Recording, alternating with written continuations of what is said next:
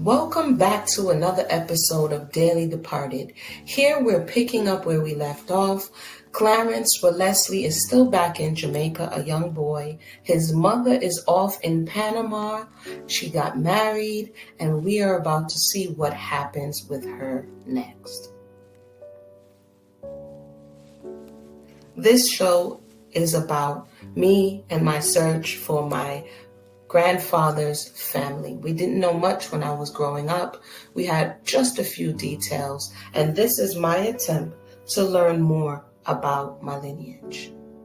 Now, this is my grandmother's actual signature. I got it off of the marriage certificate that she signed, and I showed you that in episode 2. So it's just amazing just to look at the way she signed her name. It's just something to behold. So let's continue. Now, this is a Panama Canal census. This is a census that they did in the zone. And again, the Panama Canal was U.S. territory. And some people who went there did have the option after working there to come to the United States, but she opted to stay there. So if we look here, we remember that she married Patrick Daisley. And that's her name there. Under Patrick Daisley as head of the household, her name is Rebecca R. or Rebecca Rachel.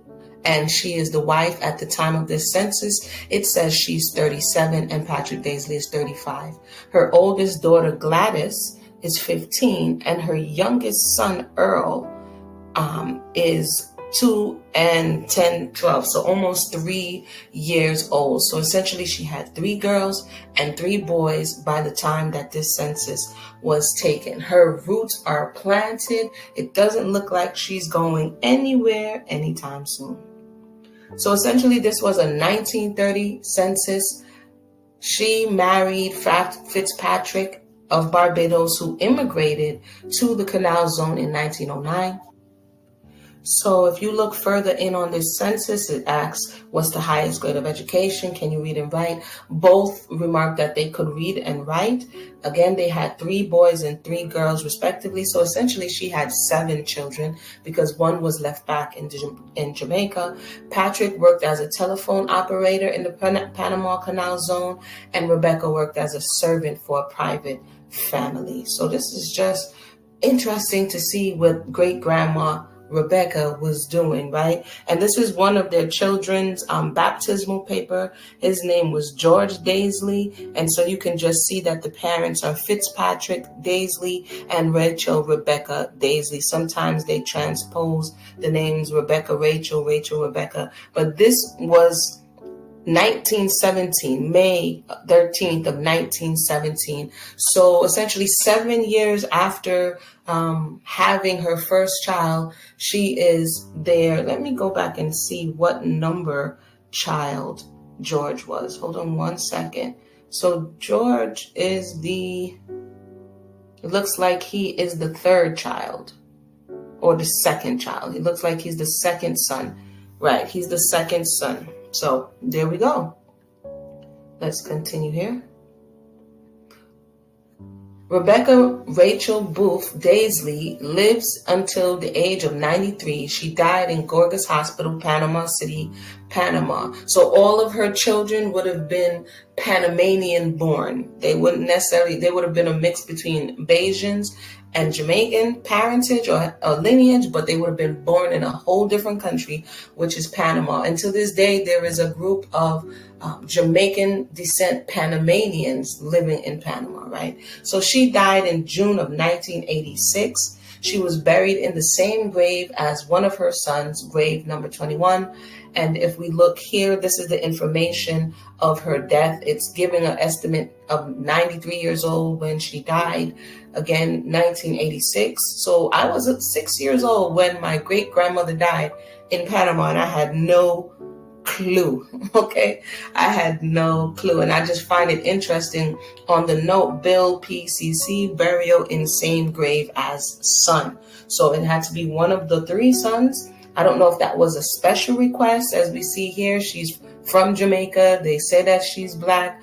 Her daughter, Sadie Daisley, is an additional person who's listed here. So many interesting things going on here.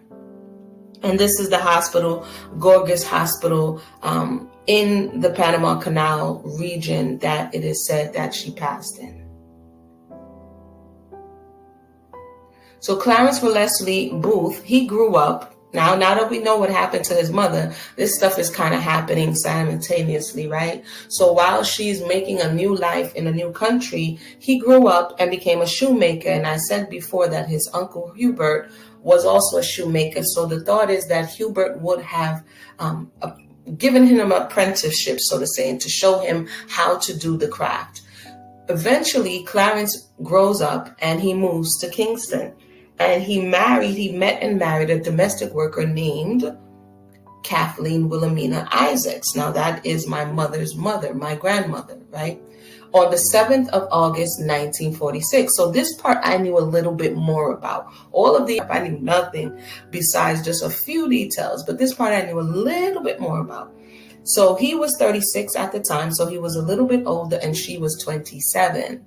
Now you're going to have to stay tuned for me to go through her lineage, because that is also a very interesting story. But for right now, we're concentrating on Clarence.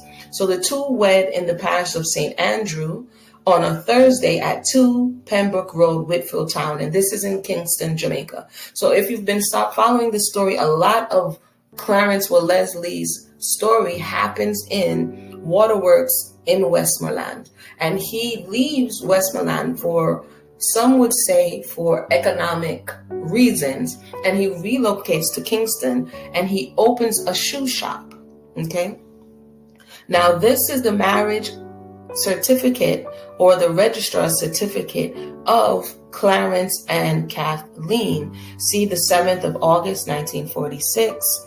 We see that Clarence had his mother's maiden name of Booth, although we now know, as we look further all the way to the right on the certificate, his father's name is named. Now, how did Clarence learn his father's name? Where did he get Stephen Bowen from? Because on the birth certificate, we only saw Rachel's name back in 1910, Rebecca Rachel. But here, when he's getting ready to be married at the age of 36, he's well aware of who his father is. And his father's name was Stephen Bowen. Very, very interesting stuff. So we see that he's a shoemaker, much like his uncle Hubert. Okay, and we also see that Kathleen was a domestic. Now, just a little bit of a spoiler, Kathleen ends up going to Kingston. She wasn't originally from Kingston, and she was sent there to learn the craft of dressmaking, right? So she was sent there to be a seamstress, and she did learn that craft, but at the time that they met, she was working in a domestic capacity.